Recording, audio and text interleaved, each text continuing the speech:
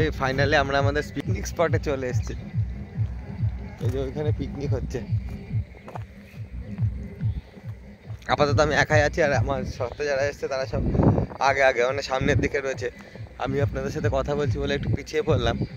এই যে দেখুন চারিদিকে শুধু মাঠ আর মাঠ, আর ওই যে ওই ঘরটা ওইখানে আমাদের পিকনিকটা হচ্ছে। দারুণ জায়গা।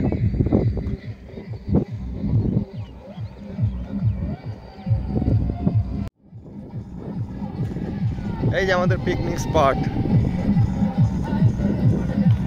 এদিকে চারিদিকে পুকুর।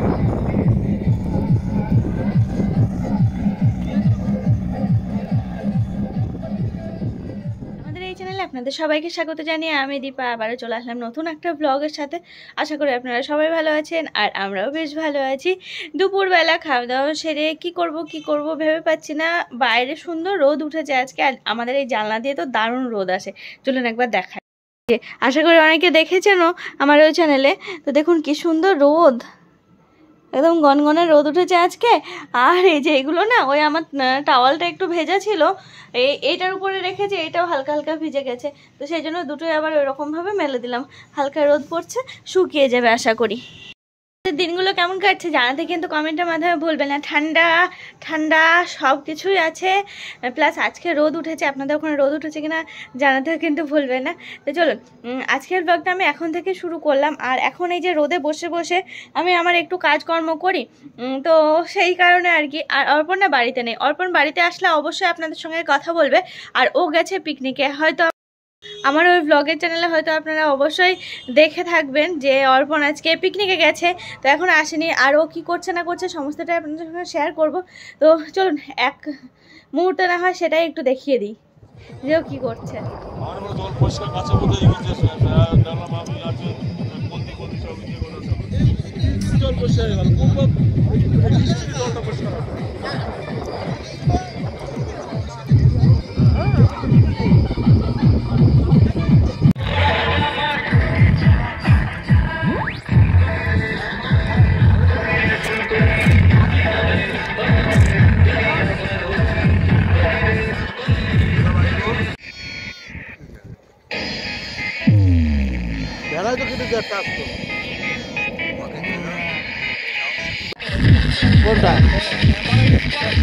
এটা দেখছিল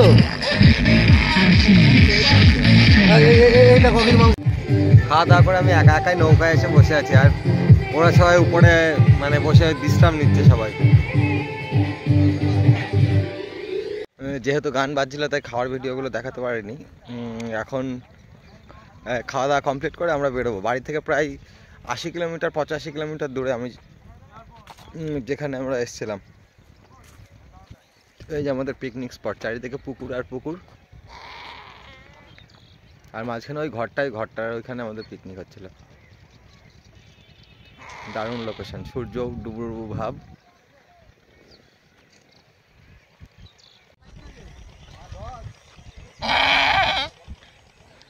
এদিকে মাঠ থেকেও লোকজন সব বাড়ি যেতে যাচ্ছে।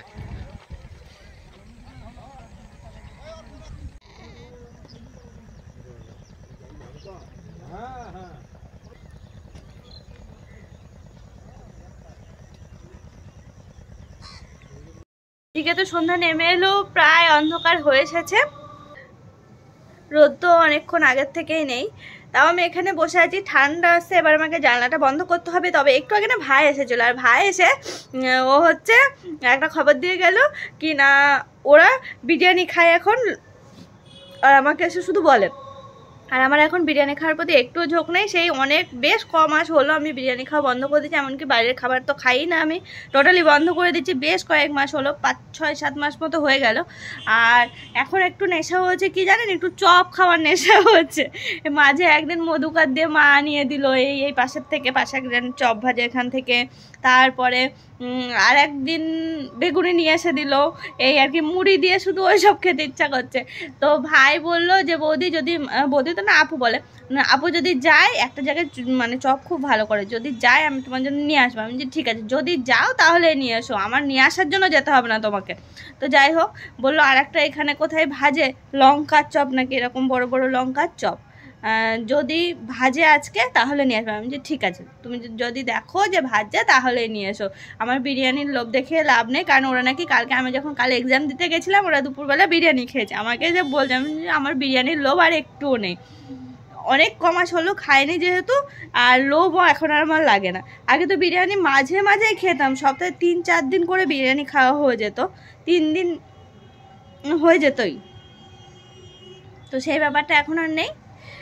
সেই যে চিকেন খাওয়া বন্ধ করেছিলাম জবের থেকে, তবের থেকে হচ্ছে বিরিয়ানি খাওয়া বন্ধ, টোটালি বন্ধ করে দিয়েছি। এমনকি বাইরে কোনো খাবার দাবার খেতাম না, কোনো কিছু খেতাম না, এখনও খাই না, শুধুমাত্র ওই মাঝে সাঝে ওটা। তবে হ্যাঁ, সকালবেলা আজকে আমার বেগুনি করে দিয়েছিল, খিচুড়ি বেগুনি, ওটা আমি ভালো খেয়েছিলাম। তো চলুন, অর্পণ ওদিকে এখনও বেরোয়নি, ও বেরোক, তারপরে আবার কি করে না করে, কিভাবে কি আসে না আসেন দেখুন। প্রায় সন্ধ্যা হয়ে এলো, এদিকে ফোন করেছিলাম, বললো না এখনো বেরোতে পারিনি, কখন বেরোবে ঠিক নেই।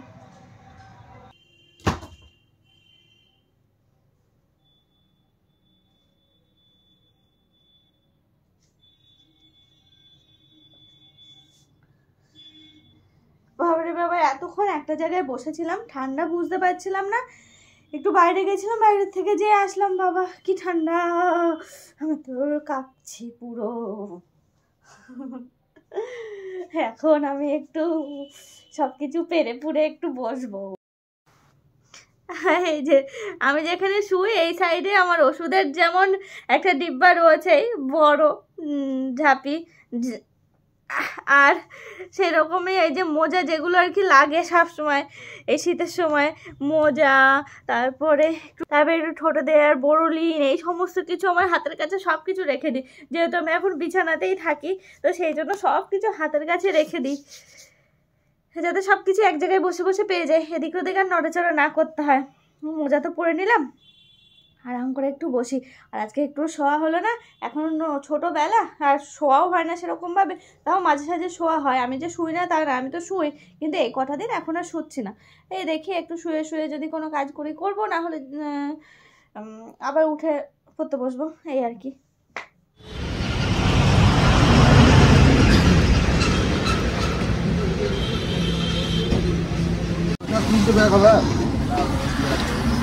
এখানে আমরা চা খাবো বলে, যে জায়গাটা দেখালাম সেই জায়গাটাতে আমরা চা খাবো বলে দাঁড়িয়েছি।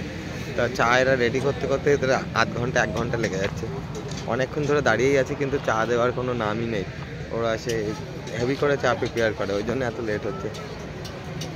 আমি 3 জন নেমেছি আর 3 জন গাড়িতে থাকলো। দেখুন কেমন ভিড়, আমার চা খাবে বলে দাঁড়িয়ে আছে।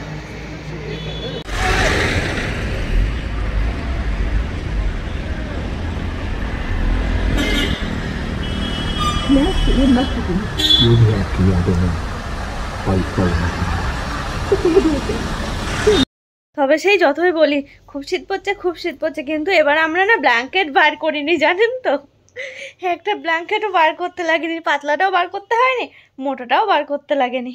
কারণ দেখাচ্ছি, এটা তো পাতলাই, মোটা তো সেরকম বলে না এটা। আর তার সাথে এই যে এটা তো একদমই পাতলা, দেখবেন বোঝা যাবে, ওই যে অনেক পাতলা, মানে এই যে একদম পাতলা ফিনফিনে এটা, বেড কভারের মতো। আর এটা গায়ে দিয়েই এবছর কাটিয়ে দিলাম, তবে শীত কিন্তু লাগে না। কটা দিন যে ঠান্ডা পড়লো, মনে হয় না এর থেকে আর বেশি ঠান্ডা পড়বে, এর থেকে আর অন্য কিছু বারও করতে লাগবে না। তো সেই জন্য এবছর একটা ব্ল্যাঙ্কেটও বার করতে হয়নি, না পাতলাটা না মোটাটা, এইভাবেই বেশ ভালোই কেটে গেল। এই দুটো জিনিসই বেশ কাচিয়ে নেওয়া যাবে, ভালোই হবে। সেই থেকে ঘুমায় আর নিয়ে এইভাবেই শুয়ে আছি, এটা সেটা দেখছি, এটা করছি ওটা করছি। অর্পণের কাছে ফোন করলাম, ওরা 6টা নাগাদ বেরিয়েছে বললো, আস্তে আস্তে 2 ঘন্টা মতো টাইম লাগবে, 2-2.5 ঘন্টা, দেখি কখন এসে পৌঁছায় বাড়িতে। খোলাই তো, এত ঠান্ডা যে বাড়ি বেরিয়েছি তাও কি হাত গ্লাভস নিয়ে যাওনি? আরে না, আমারটা মতো রিল্যাক্স করো। এটা হচ্ছে ওই চপ, হবে একবার ভালো মতো দেখি বদনাম হোক না, হালকা গরম আছে, হালকা ওটা মাংস হুম আর একটা আছে ওর ভিতরে বলে মুচা আর এতে চপ নিয়ে এসে দিয়েছে, একটা স্যান্ডউইচ আছে, একটা মোচা আছে, আর কি কি আছে, লঙ্কা লঙ্কা আছে দুটো, তারপরে চিকেন চপ আছে। চিকেন চপ বলতে গিয়ে চিকেন চাপ বেরিয়ে যাচ্ছিল। এই যে আমাদের সন্ধ্যাবেলার খাওয়া দাওয়া, আজকে আর মুড়ি লাগবে না আমার আর ভাইয়ের, এতেই পেট ভরে যাবে। এর থেকে মুড়ি নিলে আর বেশি হয়ে যাবে, তো মুড়ি আর লাগবে না, এই দিয়ে হয়ে যাবে। লঙ্কা চপগুলো ঝাল নেই তাই তো? না না এক কেমন নেই দেখো অল ডিফিউজার নাম কি মাছ ধরার লোকে চিনি না, আমার সামনের বাড়ির সেদিন ঠাকুমা আমাদের বাড়ি এসেছে, আমি আর চিনতে পারছি না। তারপর গল্প করে করে করে করে অনেকক্ষণ পরে বুঝলাম যে সামনের বাড়ির ঠাকুমা। আমি তো জিজ্ঞাসাও করতে পারছি না সামনের উপর মাখন। খাওয়া হলো না এবারে তাই তো খেতে হবে আগে এবার তো হেভি ঠান্ডা পড়লো, এবার কেন খাওয়া হলো না? যাও না টাইম কোথায় ছুটি কত। সন্ধ্যাবেলা আজকে অনেকগুলো চপ খেয়ে নিয়েছি, কারণ যে ভাই চপ নিয়ে এসেছিল, তো সেইগুলো খেয়েছি। তাও তো একটা খেতেই পারলাম না, ভাইয়ের আমি দুজন মিলে খেলাম। আমি একটু পড়াশোনা করছিলাম, আর ওই যে এখন একটু টিভি দেখার নেশা হচ্ছে, টিভি দেখা শুরু করেছে। আর অর্পণের এখনো খোঁজ নাই, বেজে গেল প্রায় 9:45। তো দেখি কখন আসে। কেমন হলো বলো? বিশাল বিশাল। আমার ঘর শীত লেগেছে নাকি? শীত লেগেছে নাকি? না না, শীত কেন লাগে? আসার সময় অসুবিধা হয়নি তো? হচ্ছে তাহলে শুয়ে পড়ো, হাত পা ধুয়ে। হাত পা ধোয়া নিচে তো ধুয়ে। ফকিরা আসছে কৃষ্ণনগর। তো এখন হচ্ছে আমার একটু সময় দেওয়ার পালা অর্পণ বাবুকে, কারণ ও সারাদিন পর বাড়ি আসলো, আর ওর কাছ থেকে সমস্ত গল্প শুনবো, ওখানে কেমন কি ঘুরলো, কেমন কি দেখলো, এই সমস্ত। না জেনেই ও তো গেছিলো, তারপরে যাওয়ার পরে জানতে পারে। কারণ ওই যে বললাম না, সব বাবা বয়সী মানে বড়দের সাথে গেছে, তো সবার কথা যে রেডি হয়ে থাকতে, ও যে অর্পণ যেটা বললো, কোথায় যাচ্ছে না যাচ্ছে দেখতে হবে না, তুই চল। তো আর কি সেরকমভাবে গেছিলো। তো চলুন আজকের ব্লগটা এখনই রাখছি। ও একটু ফ্রেশ হতে গেছে, ফ্রেশ হয়ে এসে হয়তো ঘুমিয়ে পড়বে। কি ভগবান, রাত্রিবেলা ঘরের মধ্যে নাকি একটা মাছি ঢুকেছে। একটা মাছি না খুব জ্বালায় ঘরের মধ্যে, কেন কে জানে। আর হচ্ছে ঠিক আছে, আজকের ব্লগটা তাহলে এই পর্যন্ত রাখছি। সবাইকে শুভরাত্রি জানাই, সবাই ভালো থাকবেন, সুস্থ থাকবেন এবং সাবধানে থাকবেন। আজকের মতো নমস্কার জানিয়ে ব্লগটা শেষ করছি।